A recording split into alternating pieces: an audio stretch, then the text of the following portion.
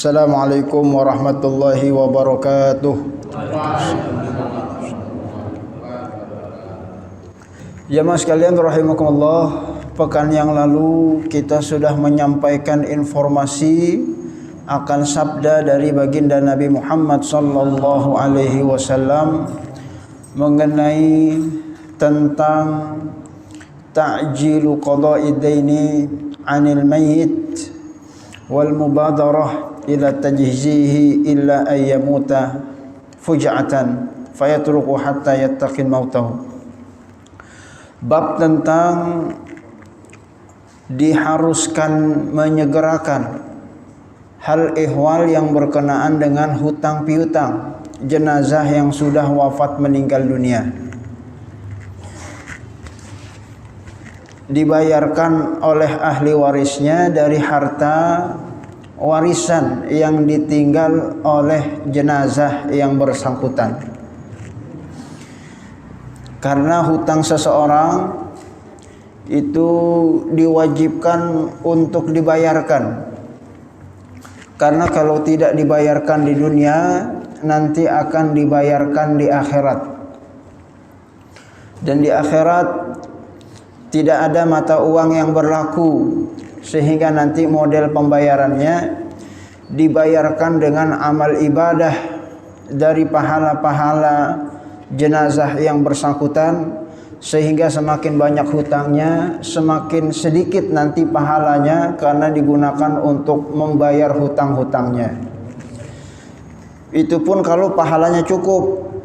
Kalau pahalanya tidak cukup, hutangnya terlalu banyak, maka nanti dosa-dosa orang yang hutangnya dipinjam tersebut akan ditimpakan kepada jenazah yang bersangkutan.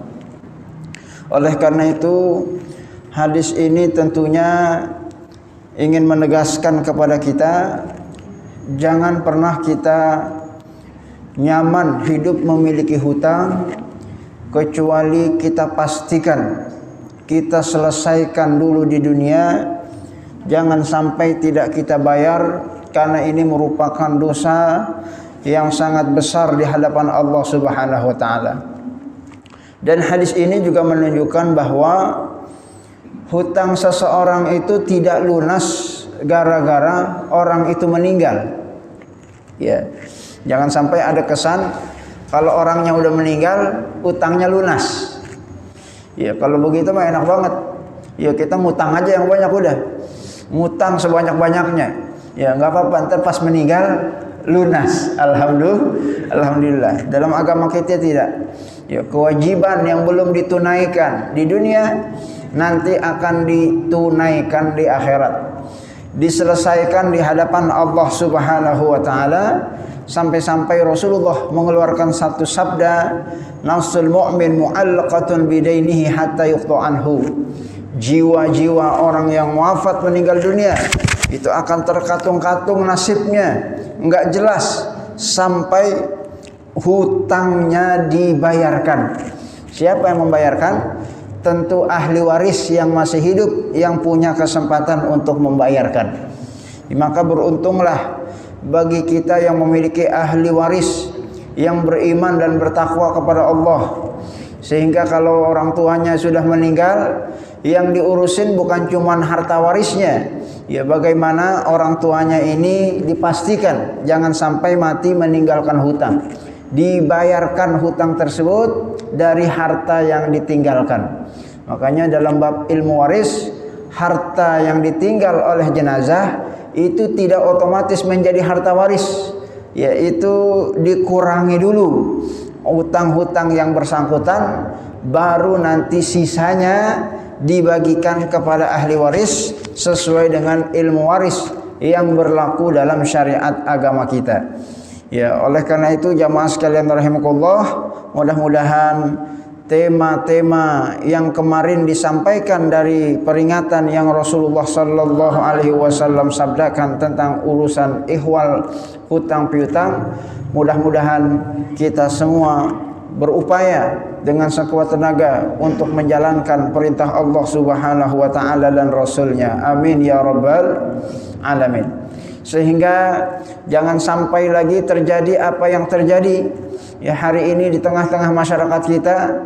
Orang kalau nagih utang susahnya setengah mati. Ya, betul Pak ya? Ya, lebih susah nagih utang ketimbang nyari kerja. Ya, gara-gara mungkin orang itu nggak paham kalau hutang itu kalau tidak dibayar di dunia, nanti yang rugi yang bersangkutan sendiri. Hilang amal ibadah yang sudah dia lakukan, bertambah dosa gara-gara hutang yang tidak diselesaikan. Dan komitmen orang beriman ya ini harus diupayakan agar kita kelak nanti di akhirat mendapatkan rahmat dan kasih sayangnya Allah Subhanahu wa taala, dimasukkan ke dalam surganya Allah Subhanahu wa taala. Amin ya rabbal alamin. Jamaah sekalian, oleh karena itu maka masalah hutang ini adalah masalah yang sebenarnya Rasulullah sallallahu alaihi wasallam pun mengajarkan kepada kita untuk berlindung kepadanya.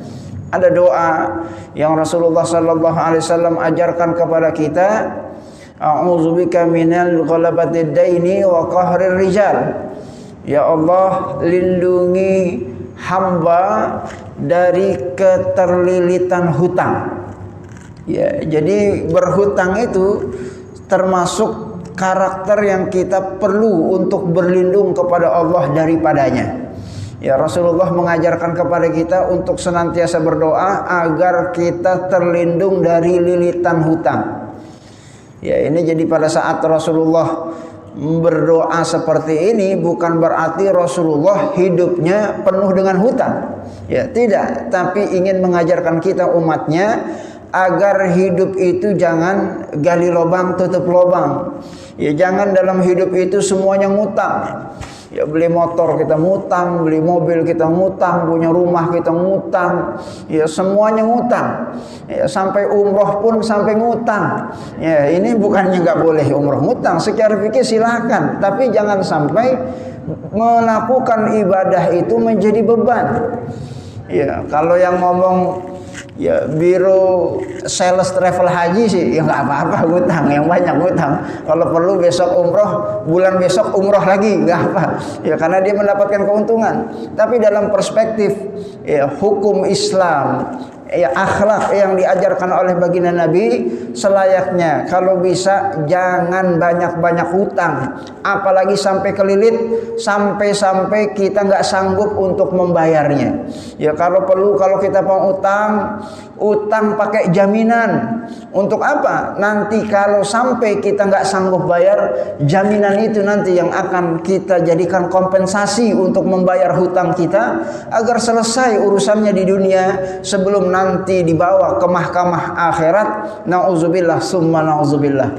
Ya, makanya dalam peristiwa yang kemarin kita sebutkan, Rasulullah dulu pernah saat beliau wafat meninggal dunia, beliau meninggalkan hutang. Tapi hutang tidak sekedar hutang, ada jaminan yang Rasulullah berikan kepada orang Yahudi, baju perangnya. Ya, untuk apa? Agar saat Rasulullah wafat, baju perangnya itulah yang nanti akan dijadikan ganti hutang kepada orang Yahudi yang bersangkutan, sehingga terlepas hukuman-hukuman yang terkait dengan urusan akhirat. Ini mengajarkan kepada umat bahwa urusan hutang piutang ini ya jangan sampai menjadi budaya di tengah-tengah masyarakat kita. Ya apalagi kalau bicara dalam konteks negara. Ya ini nauzubillah, berapa banyak hutang-hutang ini yang kapan kita bisa bayarnya kita nggak tahu. Jangankan bayar pokok hutangnya, bayar bunga hutangnya aja kita nggak ngerti bagaimana caranya. Ya sehingga kedaulatan bangsa ini terkadang mudah diintervensi. Ya karena memang seseorang yang punya hutang ini rendah dan hina di hadapan orang-orang yang menghutanginya. Oleh karena itu maka banyak-banyaklah kita berdoa kepada Allah Subhanahu wa taala, mudah-mudahan Allah berikan kita kehidupan yang nyaman, yang tentram, yang damai, tanpa hutang. insyaallah taala, sehingga ibadah bisa khusyuk, sehingga bermasyarakat bisa bebas, sehingga melakukan apa yang ingin kita lakukan sesuai dengan syariat agama Allah. Ya, mudah-mudahan yang kita lakukan ini seluruhnya bernilai pahala di sisi Allah Subhanahu wa taala. Amin ya rabbal alamin. Namun bagi siapa saja di antara kita yang mungkin sudah terlanjur berhutang, stop kita menambah hutang-hutang kita. Berdoalah kepada Allah Subhanahu wa taala, mudah-mudahan Allah bantu kita untuk menyelesaikan urusan-urusan hutang-hutang kita. Mudah-mudahan Allah mengabulkannya. Amin ya rabbal alamin. Jamaah sekalian rahimakumullah. Lalu kemudian masih di dalam bab yang sama ada anjuran kesunahan untuk memberikan informasi atau pengumuman bagi seseorang yang wafat meninggal dunia untuk kita umumkan kewafatannya. Ya, ini suatu yang diperintahkan oleh baginda Rasulullah sallallahu alaihi wasallam. Ya, jadi kalau ada orang yang meninggal, kata baginda Rasul, fa'azinuni bihi, maka diumumkanlah. Ya, kasih tahu. Ya, jangan meninggal disembunyikan. Kalau ada yang meninggal diinformasikan, diumumkan. Untuk apa fungsinya?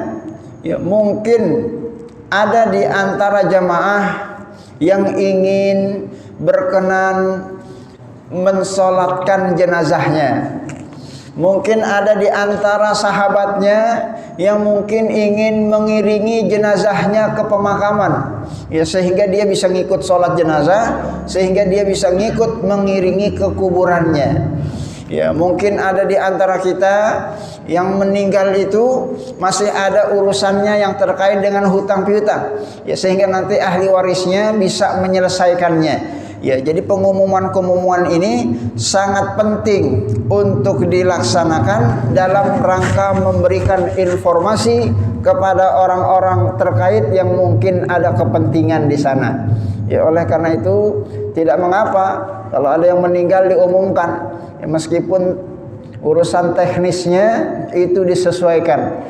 Boleh kita umumkan di masjid misalnya, innalillahi wa inna ilaihi rajiun, telah wafat meninggal dunia fulan li fulan, ya, meninggalnya di mana, jenazahnya di mana, kapan dikuburkan dan lain sebagainya. Ini adalah sesuatu yang disunahkan oleh baginda Rasulullah sallallahu alaihi wasallam.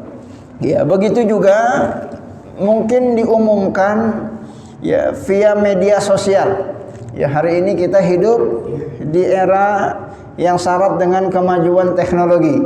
Ya, silakan kita umumkan via WhatsApp, diumumkan update status, ya, diumumkan. Ya, di mana saja ingin kita umumkan seluas-luasnya, dengan harapan mudah-mudahan pengumuman yang kita buat ini insya Allah ada manfaatnya bagi jenazah yang bersangkutan dan ahli warisnya. Amin ya rabbal alamin. Ya, jangan sampai nanti ada temannya yang nggak tahu kalau temannya udah meninggal. Ya, ya udah lama nggak ketemu, ya ngobrol-ngobrol lah, si fulan udah meninggal. Ya, sehingga nanti terkadang ada sesuatu yang mungkin urusan-urusan yang masih mengganjal ini belum terselesaikan. Ya, maka izamata fa'alimuni, ya, azuni, ya, perdengarkanlah kepadaku kalau ada yang meninggal, atau kasih tahu kalau ada saudara kita yang wafat meninggal dunia. Afadul hadis yang barusan disampaikan mengenai tentang kesunahan tersebut dibarengi dengan informasi larangan untuk melama-lamakan jenazah yang sudah meninggal di dalam menjalani proses penguburannya. Ya. Karena kata Rasulullah, fa innahu la yanbaghi li jifati muslim an tuhbas bahna zayranai ahlihi. Hadis riwayat Abu Dawud. Ya. Sesungguhnya kalau jenazah sudah wafat meninggal dunia, itu jangan lama-lama di rumah ahli warisnya, disandera, ya, karena dia akan menjalani proses kehidupan selanjutnya yang berbeda alam dengan kita. Ya, dalam syariat yuhram ta'khiruhu li ghairi sabab. Haram hukumnya kalau jenazah sudah meninggal itu dilama-lamakan prosesi penguburannya. Ya, jadi kalau perlu dipercepat, jangan menunggu lama-lama. Ya, jangan jenazah sudah 2 hari meninggal belum juga dikubur. Ya, ditanya masih nunggu anak bontotnya misalnya yang masih ada di luar kota belum sampai. Ya, dan lain sebagainya dan lain sebagainya. Ini jangan sampai terjadi, ya, karena itu tidak disyariatkan di dalam agama kita. Ya, kecuali nanti ada faktor-faktor tertentu yang mendesak. Ya, seperti misalnya kalau ada jenazah yang wafat meninggal dunia, matinya karena kasus pembunuhan. Ya, dibunuh, ditembak, ya nggak tahu siapa yang nembak. Ya, ditembak.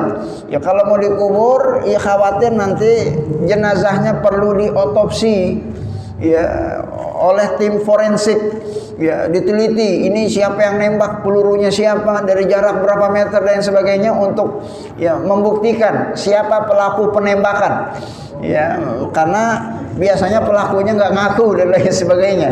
Ya, kita nggak ngomongin siapa-siapa. Ini kita lagi ngomongin contoh bagaimana nanti kalau ada jenazah yang mati karena ditembak. Ya, maka boleh tidak langsung dikuburkan. Ketimbang, ya, nanti kalau sudah dikubur justru nanti proses pembuktian pembunuhnya ini menjadi tidak terbukti. Ya, maka boleh, ya, dipeti eskan dulu, ya, ditaruh di tempat-tempat, ya, kalau di rumah sakit itu ada tempat yang jenazah itu dibekukan, ya, ya, di freezer, ya, sampai beku itu jenazah biar awet tidak membusuk. Ya, sampai dengan hari H perlu misalnya rekonstruksi, maka silahkan itu dilakukan untuk demi kemaslahatan, itu diperbolehkan.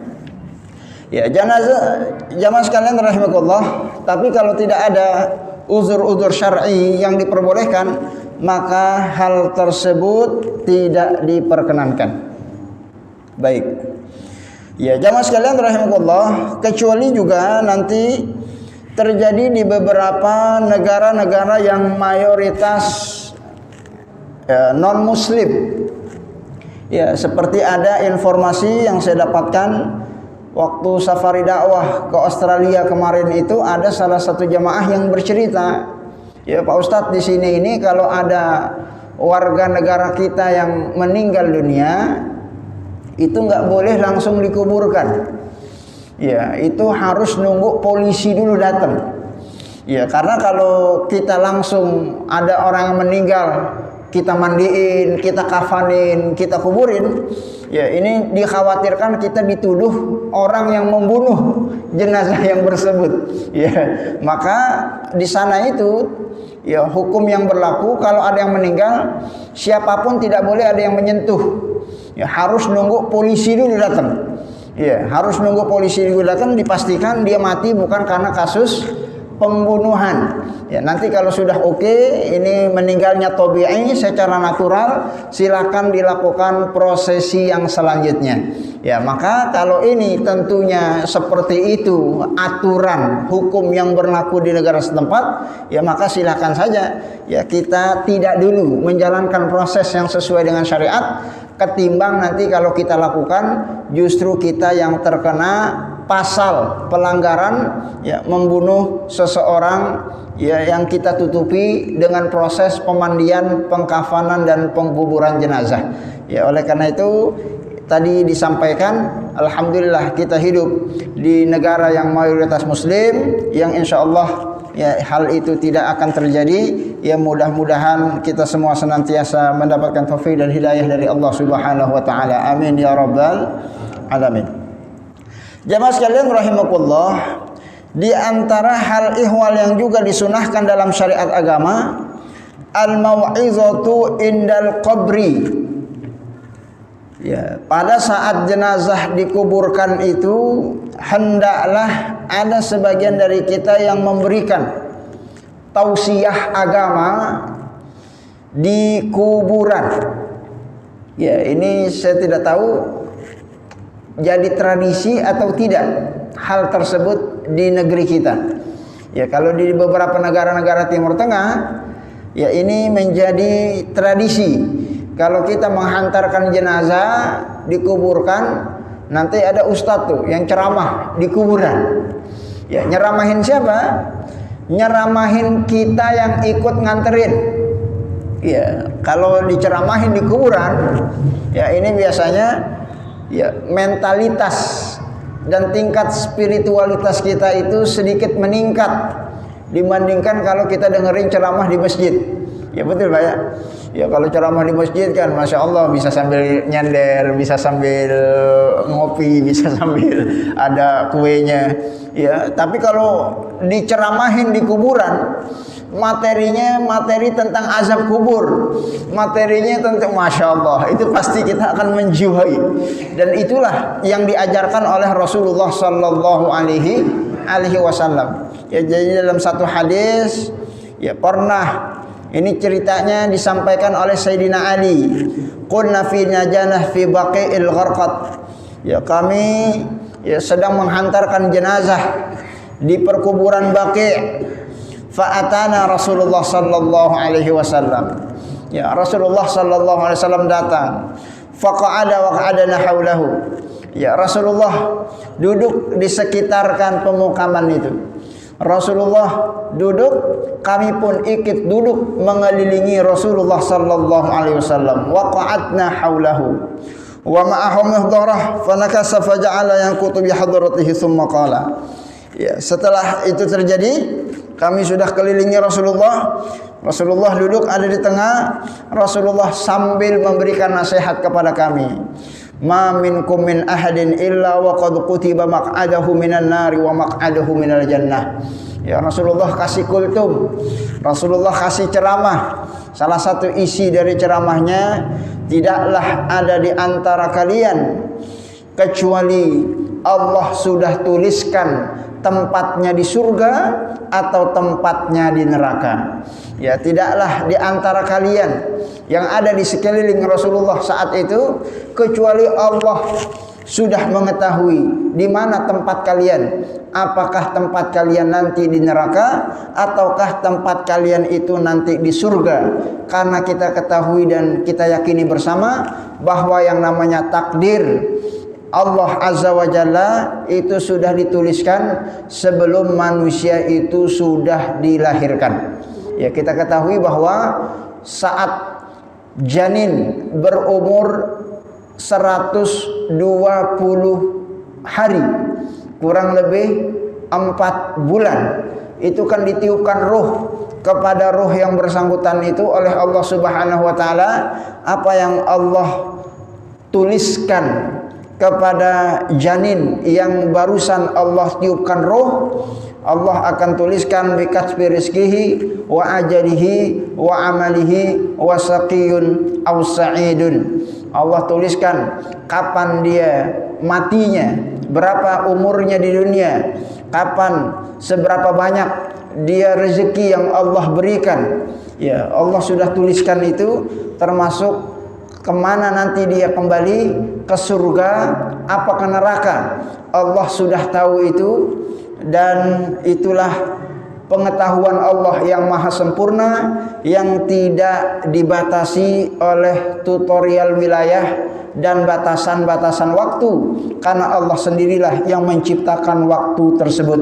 Ya, jadi Allah itu saking alimnya, maha mengetahuinya, sampai-sampai orangnya belum diciptakan, Allah sudah tahu apa yang nanti dia lakukan dalam kehidupan di dunia, sehingga bahkan Allah tahu nanti dia matinya itu menjadi penduduk ahli surga atau penduduk ahli neraka. Ini nasihat yang Rasulullah sampaikan kepada para sahabat-sahabatnya. Ibadallah, lalu ada seorang sahabat yang nyeletuk, faqalu ya Rasulullah, kalau memang tempat kita sudah Allah ketahui, kita ini penduduk surga atau penduduk neraka, afala nattakilu ala kitabina. Kalau begitu nanti kita bakalan tawakalnya terhadap takdir-takdir yang Allah sudah tuliskan. Ya, saya ngapain ibadah, orang tempat saya nanti takdirnya di neraka. Ya, nggak apa-apa, saya maksiat. Ya, saya tahu nanti juga takdirnya, mudah-mudahan takdir saya menjadi penduduk surga. Ya, kalau begitu nanti kami akan bertawakal kepada takdir-takdir yang sudah Allah tentukan. Ya, ini satu lintasan pikiran yang ada di benak para sahabatnya akan sabda baginda Rasulullah sallallahu alaihi wasallam. Lalu kemudian Rasulullah sallallahu alaihi wasallam luruskan. Faqala, ya, Rasulullah berupaya untuk meluruskan pemahaman para sahabatnya ini agar jangan sampai nanti ada manusia yang menyalahkan takdir dari perkara-perkara yang sudah dia lakukan dalam kehidupan di dunia. Kata Rasulullah, "I'malu, tugas kalian itu hanya bekerja, beramal, melakukan ketaatan sebaik-baiknya. Fakullu muyassarun lima khuliqalahu." Setiap manusia itu nanti semuanya akan dipermudah untuk menuju takdirnya. Ya, sehingga hadis ini ya menurut para ulama menjadikan kita semua tidak boleh nanti beralasan dengan mengandalkan takdir terhadap segala bentuk-bentuk kemaksiatan yang kita lakukan, karena setiap manusia itu sudah diberikan pilihan-pilihan di dalam kehidupan. Baik, jamaah sekalian rahimakumullah, ada beberapa poin penting dari hadis yang barusan dibacakan. Yang pertama, istihbabul mau'izah indal qabri li'annahu yakunu anfa' li'anna ru'yatal maut turaqqiqul qulub. Dianjurkan memberikan nasihat di kuburan. Ya, karena kalau nasihat diberikan di kuburan itu setidaknya mampu dia mempengaruhi hati-hati kita yang sedang berduka.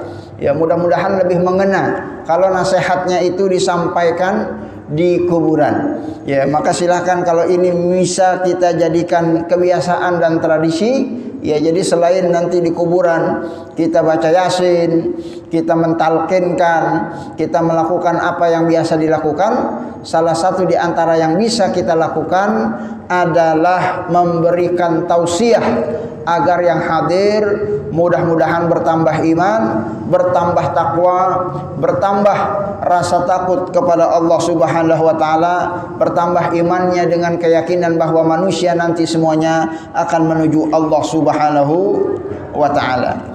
Kemudian informasi yang kedua, wa fihi annallaha alimun bi sairin nasi min sa'adatin wa syaqawah. Tentang informasi bahwa Allah itu sangat mengetahui tentang kehidupan manusia. Siapa di antara manusia itu yang nanti menjadi penduduk surga, siapa di antara manusia yang nanti akan menjadi penduduk ahli neraka. Haza yata'allaqu bi ijbari 'alal a'mal. Tapi bukan berarti Allah itu memaksa hambanya untuk melakukan kemaksiatan sehingga dia masuk ke dalam neraka, atau memaksa orang untuk melakukan ketaatan sehingga dia nanti masuk ke dalam surga. Walakinnahu ilmun musabbaq bi anna fulanan sayamalu bi ikhbarihi amal as-salihin fayakunu minas su'ada. Tapi pengetahuan Allah itu adalah pengetahuan yang melampaui zaman, ya, sehingga orang-orang yang Allah takdirkan sebagai penghuni penduduk neraka itu karena Allah tahu dia selama di dunia itu melakukan kemaksiatan. Dan sebaliknya, pada saat Allah mengetahui ditakdirkan seseorang itu masuk ke dalam surga karena Allah tahu ini orang selama hidup di dunia melakukan ketaatan, sehingga Allah masukkan dia ke dalam surga. Ya, karena manusia itu diberikan pilihan oleh Allah Subhanahu wa taala. Jalan menuju surga Allah bentangkan, jalan menuju kemaksiatan juga Allah bentangkan. Itu adalah dua pilihan yang masing-masing kita punya hak untuk memilih. Ya, sehingga tidak diperkenankan bagi manusia untuk menyalahkan Allah pada saat dia melakukan kemaksiatan. Nauzubillah summa nauzubillah. Ibarat Allah, hari ini kita melaksanakan sholat maghrib. Habis maghrib ada taklim ba'da isya. Ini kalau kita nggak ikut taklim bisa apa enggak, Pak? Ya, Bapak sekarang pulang ke rumah bisa apa enggak? Bisa. Ya, tapi Bapak lebih memilih duduk di majelis taklim. Itu adalah pilihan. Dan Allah sudah tahu. Ya, itu sebelum kita diciptakan. Kitanya belum diciptakan. Allah sudah tahu bahwa nanti Bapak hari Jumat malam Sabtu tanggal sekian jam sekian menghadiri majelis taklim. Ya, jadi kehadiran kita sudah diketahui oleh Allah dan itu dituliskan di dalam takdir. Ya, tapi pilihan hadirnya itu pilihan kita dan yang tidak hadir pun pilihan. Yang nggak ikut pun memilih. Ya, dan orang-orang yang memilih kebaikan dan keburukan itu adalah hak dia untuk berikhtiar dan disitulah nanti yang akan dihitung oleh Allah Subhanahu wa taala seberapa banyak kebaikan yang kita lakukan, seberapa buruk ya keburukan-keburukan yang juga kita lakukan, nanti ditimbang mana yang lebih berat. Mudah-mudahan lebih berat amal kebaikan yang kita lakukan. Amin ya rabbal alamin. Jamaah sekalian, sehingga nanti jangan sampai ada manusia yang menyalahkan Allah, menyalahkan takdir Allah gara-gara dia melakukan kemaksiatan dan tidak melakukan ketaatan. Ya, ini merupakan salah satu bentuk dari tipu daya setan. Ya, jamaah sekalian, orang-orang kafir di masa Rasulullah sallallahu alaihi wasallam pada saat diajak didakwahi oleh Rasulullah untuk menjadi seorang muslim, mengakui keagungan keesaan Allah Subhanahu wa taala dan risalah Nabi kita Muhammad sallallahu alaihi wasallam, mereka tidak mau mengikuti ajakan baginda Nabi Muhammad tersebut dan salah satu alasan yang mereka lontarkan adalah law sya'allahu ma asyrakna. Begitu Allah firmankan dalam Al-Quran. Jadi kata orang-orang kafir itu, mari masuk Islam. Ya, kata Rasulullah. Ya, kata mereka jawabannya, ya, kami ini nggak masuk Islam bukan karena kami nggak mau masuk Islam, tapi kami belum dapat hidayah dari Allah Subhanahu wa taala. Kalau kami dapat hidayah dari Allah, pasti kami masuk Islam. Ya, karena kami belum dapat hidayah sehingga kami belum bersedia masuk Islam. Walau sya'allahu ma asyrakna. Begitu jawaban mereka. Jadi dari jawaban ini yang salah siapa? Mereka yang tidak mau beriman atau Allah yang belum kasih mereka hidayah untuk beriman? Siapa yang salah? Ya, mereka menyalahkan Allah Subhanahu wa ta'ala, ya, menjadikan alasan takdir terhadap ketidaksediaan mereka terhadap mengikuti ajaran baginda Nabi Muhammad sallallahu alaihi wasallam. Ya, ini jawaban-jawaban yang persis seperti jawaban yang dilontarkan oleh iblis. Ya, masih ingat Pak ya? Dulu kasus di mana iblis itu tidak mau mematuhi salah satu perintah Allah, yaitu untuk sujud kepada Adam alaihi salam. Ya, kan saat disuruh sujud semua makhluk pada sujud. Siapa yang tidak mau sujud? Iblis. Ya. Ibarat Allah dalam kitab Syajaratul Qaul disebutkan Ibnu Qayyim al-Jauziyah, ini logika iblis yang keliru. Salah satu jawaban iblis untuk melegalisasikan perbuatan dia, ya, jadi iblis itu cirinya Pak, udah salah, bukannya ngaku salah, tobat, malah nyalahin Allah, nyalahin takdir. Ya, kata iblis begini, kata iblis, Allah tahu nggak kalau aku iblis pasti tidak mau untuk sujud kepada Adam kalau diperintahkan untuk sujud.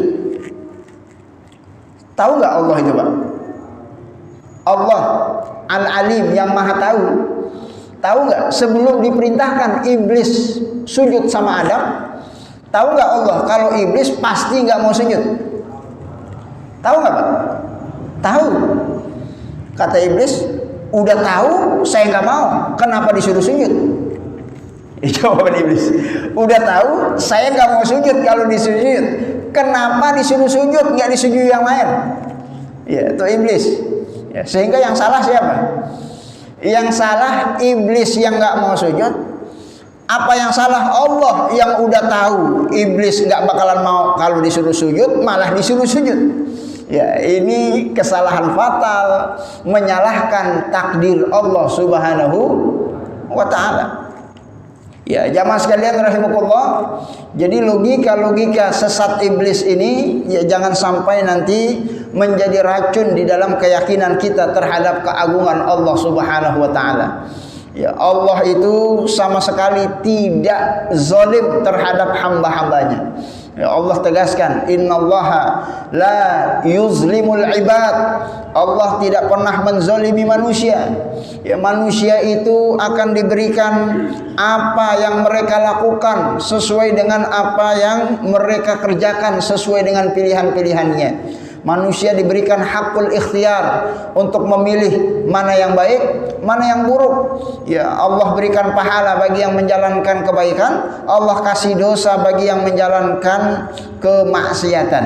Ya, jangan sampai nanti ada kesan sehingga kita terjebak kepada aliran-aliran yang sesat di dalam syariat agama kita, aliran qadariyah dan jabariyah, yang salah satunya adalah ya, menafikan ikhtiar manusia di dalam keyakinan terhadap takdirnya Allah Subhanahu wa ta'ala. Makanya di dalam agama kita, agama yang tidak menafikan untuk berupaya dan berusaha. Ya, ikhtiar ini salah satu ya pondasi kita di dalam berakidah kepada Allah Subhanahu wa ta'ala.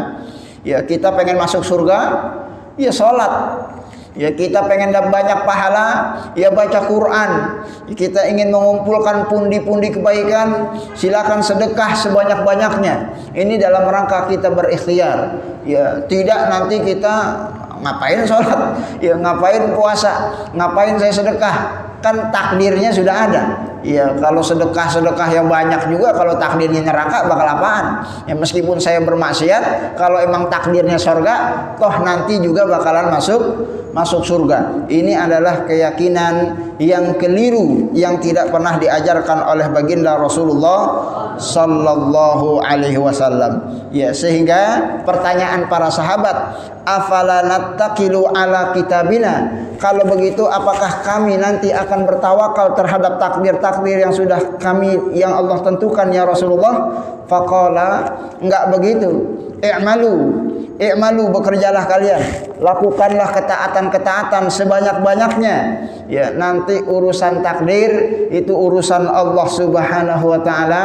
Mudah-mudahan kita semua takdirnya adalah takdir menjadi orang-orang yang nanti kelak akan menjadi penduduk ahli surganya Allah Subhanahu wa ta'ala. Amin ya rabbal alamin. Jamaah sekalian rahimakumullah, seperti juga mungkin ada sebagian kekeliruan di tengah masyarakat kita pada saat ada yang mungkin bertanya kepada seorang kaya raya yang banyak duitnya, tapi belum dia menunaikan ibadah haji yang difardukan bagi yang mampu. Ya, ada kan orang kaya belum pergi haji. Ya, Bapak kalau tanya dia, apa jawabannya? Ya, apa jawabannya? Belum dipanggil. Ya, yang manggil siapa? Allah. Jadi yang salah siapa? Yang salah siapa? Yang salah dia yang kagak haji, apa Allah yang belum panggil? Nah, ini hati-hati. Ya, padahal panggilan haji mah sebelum dia lahir Allah sudah panggil ratusan tahun yang lalu. Dalam satu firman, walillahi 'alan nasi hijjul baiti man istata'a ilaihi sabila. Semua manusia dipanggil untuk pergi haji. Pergi haji itu rukun dari rukun-rukun Islam bagi yang mampu. Kalau ada yang mampu belum pergi haji, itu kesalahan dia. Ngapain bawa Allah belum dipanggil? Kan begitu. Ya, ini bahaya. Ya, nanti sehingga kita nanti ya menyandarkan seluruh kesalahan-kesalahan itu kepada Allah Subhanahu wa taala. Ya, ingat dulu ada calon gubernur yang non muslim yang dia berkata, saya ini pengen masuk Islam sebenarnya.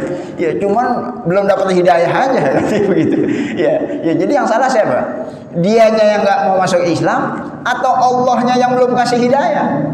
Ya, padahal hidayah itu sudah diturunkan. Baca itu Quran, Quran itu hidayah. Ya, tanya sama orang-orang manusia-manusia yang mendapatkan hidayah dari Allah Subhanahu wa taala. Hidayah itu sudah Allah bentangkan. Jangan sampai nanti Allah disalahkan gara-gara hidayahnya belum turun.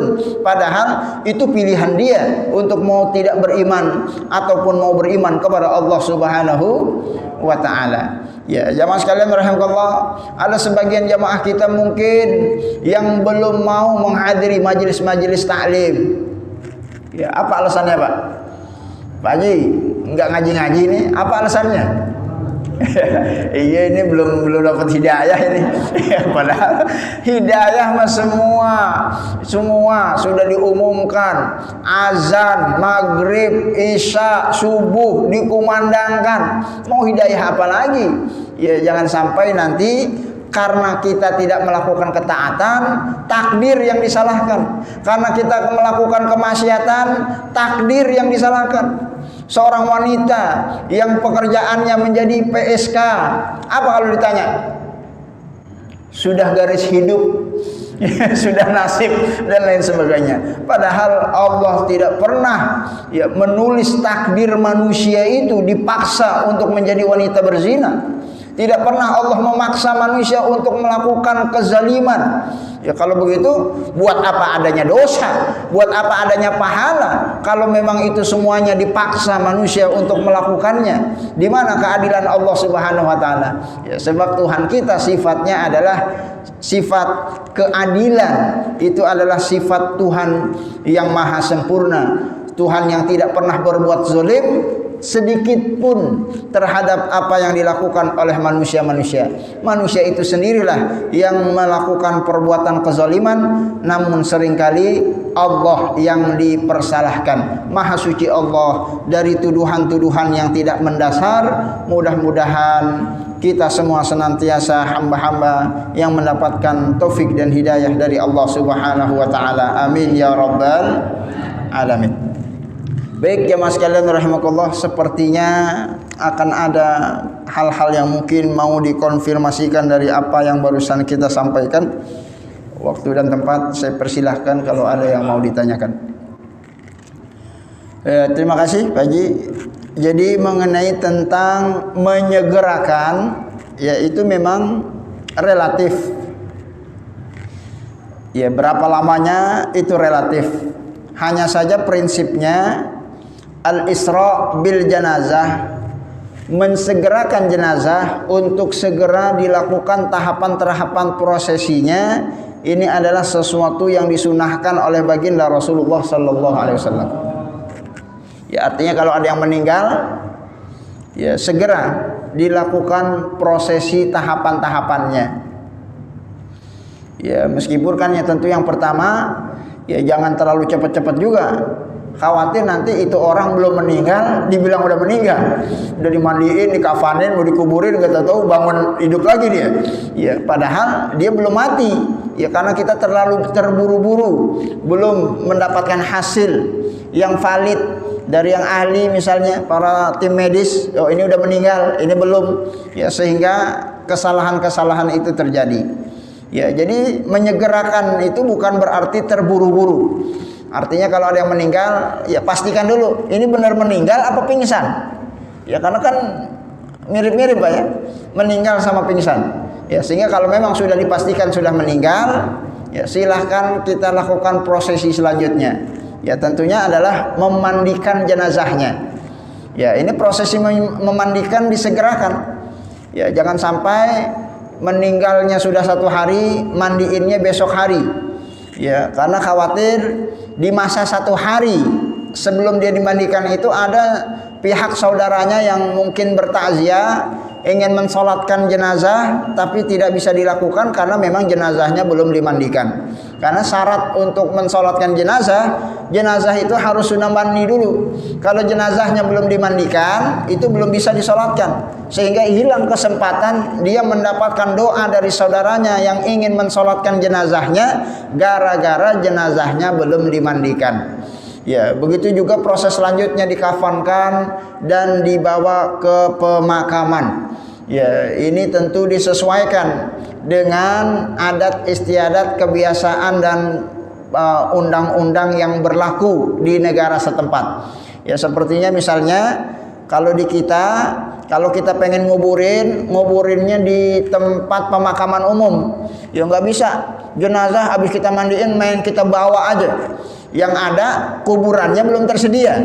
Ya, karena perlu koordinasi dengan pihak pengelola. Ya, berapa banyak mungkin Bapak pernah menghadiri prosesi penguburan jenazahnya udah dibawa, ya, tukang gali kuburnya nggak ada, ya, lubangnya belum digali.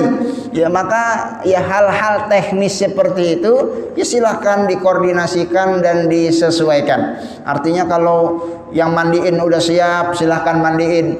Yang nganterin ambulannya udah ada, silahkan dibawa. Yang mau nyolatin sudah siap, silahkan disolatkan. Ya, silahkan nanti dibawa ke pemakaman kalau kuburannya lubangnya sudah siap. Ya, ini tentunya ya kan sangat relatif, disesuaikan dengan wilayah di mana kita tinggal. Ya, kalau ini cerita Pak ya, di Australia itu orang kalau meninggal nggak bisa langsung dikuburin. Ya, itu tadi pertama nunggu polisi dulu. Itu untuk memeriksa dan memastikan ini orang meninggalnya natural atau diracun atau dibunuh. Ya, setelah itu di sana itu ada undang-undang yang berlaku. Tempat pemakaman umum itu bukanya di jam kerja. Jadi kalau ada orang yang meninggal di luar jam kerja, itu nguburinnya nunggu kalau sudah buka kantornya. Ya, sehingga ada jemaah cerita, ada jemaah kita yang meninggal dunia, meninggalnya di hari Jumat malam. Sabtu Minggu pemakaman tutup, sehingga itu jenazah baru bisa dikuburkan di hari Senin pagi pada jam kerja. Coba berapa hari itu? Ya, Sabtu, Minggu, ya 3 hari. Ya, karena memang tutup. Dan di sana semua jenazah itu harus dikuburkan di pemakaman umum. Tidak ada jenazah yang dikuburkan di tanah-tanah wakaf. Ya, karena di sana banyakkan non muslim, nggak ada wakaf-wakapan. Ya, semuanya di pemakaman umum dan bukanya itu di jam kerja. Sehingga kalau ada jenazah yang meninggal di luar jam kerja, dimasukin freezer dulu. Ya, ditaruh di kulkas. Ya, entar baru nanti hari Seninnya diproses ya sesuai dengan undang-undang yang berlaku di negara tersebut. Ya, jadi tentu saja ini tentunya sangat-sangat relatif. Ya, artinya kalau bisa kita segerakan, jangan kita menunda-nunda. Kalau tidak ada alasan-alasan syar'i tentang kebolehan penundaan sebagaimana yang tadi kita sebutkan, seperti kepentingan otopsi dan lain sebagainya. Ya, oleh karena itu jamaah sekalian rahimakumullah, dan tentu saja yang dimaksud dengan menyegerakan itu bukan berarti melabas ya aturan-aturan yang berlaku. Ya, kalau di kita ini mungkin sedikit keliru di dalam memahaminya. Sehingga kalau kita mau bawa jenazah ya pakai ambulan, itu kan di jalan raya udah kayak raja aja. Mau lampu, mau merah, mau kuning, mau hijau, labrak aja udah. Ya, urusan orang ngelem mendadak, ketabrakan dan lain sebagainya nggak ada urusan. Ya, padahal bukan seperti itu yang Rasulullah Shallallahu Alaihi Wasallam ajarkan. Ya, tetap kita harus mentaati. Ya, jangan sampai nanti kita buru-buru ya aturan-aturan yang berlaku kita labrak sehingga ini membahayakan keselamatan orang. Terjadi kecelakaan lalu lintas ya gara-gara rambu-rambu lalu lintas tidak kita indahkan. Ya, ini tentu tidak diajarkan sama sekali dalam ajaran agama kita. Ya, apa salahnya lampu merah kita berhenti, khawatir nanti di sana ada yang lagi ngebut, ngerem mendadak seperti itu. Ya, karena yang dimaksud dengan menyegerakan itu bukan terburu-buru. Ya, menyegerakan artinya kalau memang sudah selesai tahapan-tahapannya, segerakanlah untuk melakukan tahapan selanjutnya. Jalannya silahkan kita jalan ya dengan standar normal, ya boleh menambah kecepatan, tapi waktunya berhenti, kita berhenti. Lampu kuning kita harus hati-hati, lampu merah kita harus berhenti untuk menjaga keselamatan orang lain yang juga sama-sama memiliki kepentingan di tempat-tempat publik di jalan raya yang tentu saja bukan kita yang ingin memberikan hal-hal yang sedang kita laksanakan. Oleh karena itu, maka mudah-mudahan ini tidak disalahpahami. Jadi terima kasih pertanyaannya. Jadi bab al-isra bil janazah, menyegerakan itu menyegerakan tidak ditentukan dengan waktu, ini relatif, disesuaikan dengan wilayah di mana kita tinggal. Ya, meskipun dalam syariat agama kita nanti ada pembahasan fikih, boleh kita menguburkan jenazah pada malam hari. Jadi boleh-boleh saja. Kalau ada yang meninggal malam-malam misalnya, mau dimandiin malam-malam, yang mandiinnya ada, silakan. Ya, yang jual kafannya ada malam-malam, apa dia udah siap kain kafannya, silakan dikafanin. Ternyata mau dikuburin juga malam itu juga, silakan, diperbolehkan menguburkan jenazah malam hari dalam perspektif fikih. Ya, ini boleh di dalam fikih. Ya, meskipun afdolnya pada saat matahari ya itu bisa menerangi, agar jangan sampai nanti ada kekeliruan yang sifatnya teknis karena faktor pencahayaan. Wallahu a'lam bishawab. Mudah-mudahan bermanfaat apa yang disampaikan. Hadanallahu wa iyyakum ajma'in billahi taufiqil hidayah. Wallahu muwaffiq ila aqwamit thoriq. Wassalamualaikum warahmatullahi wabarakatuh.